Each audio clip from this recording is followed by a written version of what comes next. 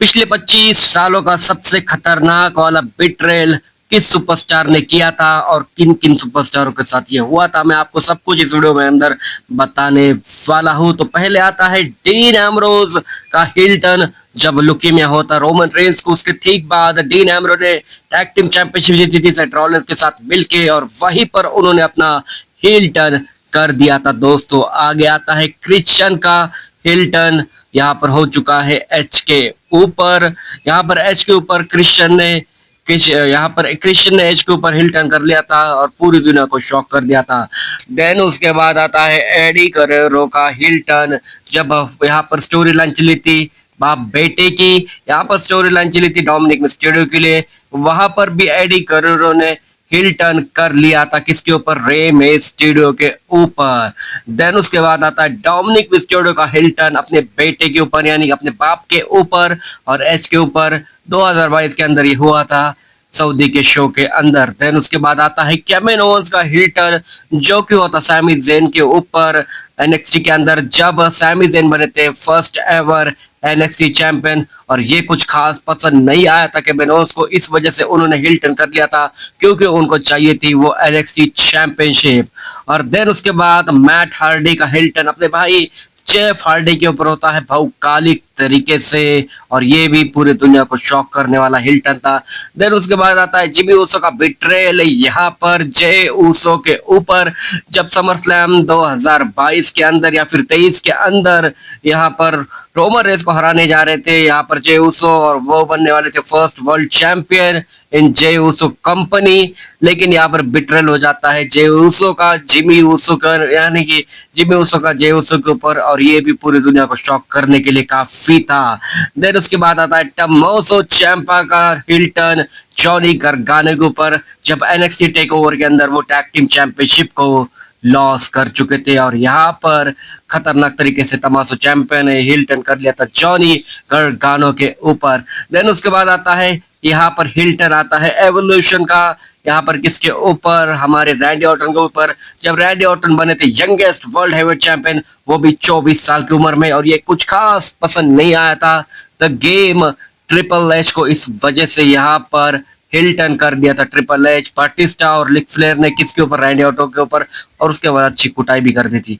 Then उसके बाद आता है ट्रिपल एच का बिट्रेल शॉन माइकर के ऊपर। उसके बाद आता है यहाँ पर क्रिस जेरिको के ऊपर बिट्रेल आता है, यहाँ पर किसका, केविन ओवेंस का, क्योंकि केविन ओवेंस को नहीं लड़ना था गोल्डबर्ग के साथ मैच, क्योंकि आपको पता कि गोल्डबर्ग कितना खतरनाक था, और इस वजह से केविन ओवेंस ने हील टर्न कर लिया था क्रिस जेरिको के ऊपर। और यही बात क्रिस जेरिको ने रखी थी केविन ओवेंस के सामने, जब गोल्डबर्ग वर्सेस केविन ओवेंस का मैच होता है वहां पर एंट्री मारते हैं, और उस वजह से केविन ओवेंस हार जाते हैं अपनी यूनिवर्सल चैंपियनशिप गोल्डबर्ग से। देन उसके बाद आता है स्टोन कोल्ड स्टीव ऑस्टिन का हिल टर्न यहाँ पर फैंस के ऊपर, और उन्होंने साथ निभा दिया था विंस मैकमैन का। देन उसके बाद आता है बटिस्टा का हिल्टन रे मिस्टेरियो के ऊपर, यहाँ पर ये बहुत ही अच्छे फ्रेंड थे, लेकिन यहाँ पर बटिस्टा ने बिट्रेल कर दिया था रे मिस्टेरियो को। देन उसके बाद आता है हिस्ट्री का सबसे खतरनाक वाला हिल्टन जॉन सीना का द रॉक के साथ मिलके, वो भी कोडी रोज के ऊपर। और ये तो मैं कभी भी नहीं भूलना चाहूंगा, क्योंकि हमने सोचा भी नहीं था कि जॉन सीना हिल्टन कर लेंगे, वो भी कोडी रोज के ऊपर, वो भी द रॉक के साथ मिलके। देन उसके बाद आता है सबसे खतरनाक वाला हिल्टन, वो भी नंबर 1 की पोजीशन पे आता है, जिसका नाम है रोमन रेंस डीन एम्ब्रो, और यहाँ पर सेथ रॉलिंस का हिल्टन होता है रोमन रेंस और डीन एम्ब्रो के ऊपर। यहाँ पर प्लान बी था ट्रिपल एच की तरफ से, ट्रिपल एच ने यहाँ पर पैसे दिए थे मोटे ज्यादा सेथ रॉलिंस को, उस वजह से इन्होंने हिल टर्न कर दिया था किसके ऊपर, रोमन रेंस और डीन एम्ब्रो के ऊपर। और यहाँ पर शील्ड पूरी तरीके से बिट्रेल हो जाती है किस वजह से, सेथ फ्रीकिंग रॉलिंस की वजह से। आगे बात करते हैं रोमन रेंस के रिटर्न के बारे में। तो रोमन रेंस का रिटर्न आपको मनी इन द बैंक 2025 के अंदर देखने को मिलने वाला है सीएम पंक के साथ।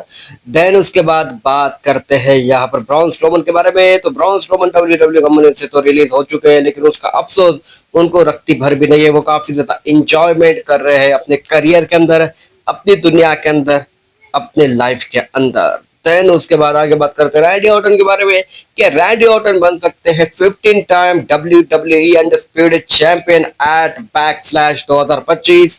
तो ऐसा हो ही नहीं सकता क्योंकि ये जॉन सीना का पहला डिफेंस होने वाला है और यहाँ पर रैंडी ऑर्टन किसी भी हद तक, यानी कि ये लास्ट साल तो होने ही वाला है जॉन सीना का, और रैंडी ऑर्टन किसी भी हद तक जाए लेकिन जॉन सीना को वो बिल्कुल भी नहीं हराने वाले। यहाँ पर कुछ ना कुछ जुगाड़ करके, कुछ ना कुछ हील टैक्टिक का यूज करके जॉन सीना हरा देने वाले हैं रैंडी ऑर्टन को। चाहे रैंडी ऑर्टन कितने भी आरकेओ लगा दे जॉन सीना को या फिर पंट किक भी लगा दे, यहाँ पर कोई ना कोई साथ निभाने जरूर रहेगा जॉन सीना का। तो दोस्तों ये वीडियो बस यहीं तक थी। अगर आपको वीडियो पसंद है वीडियो को लाइक और चैनल को कर दीजिए सब्सक्राइब।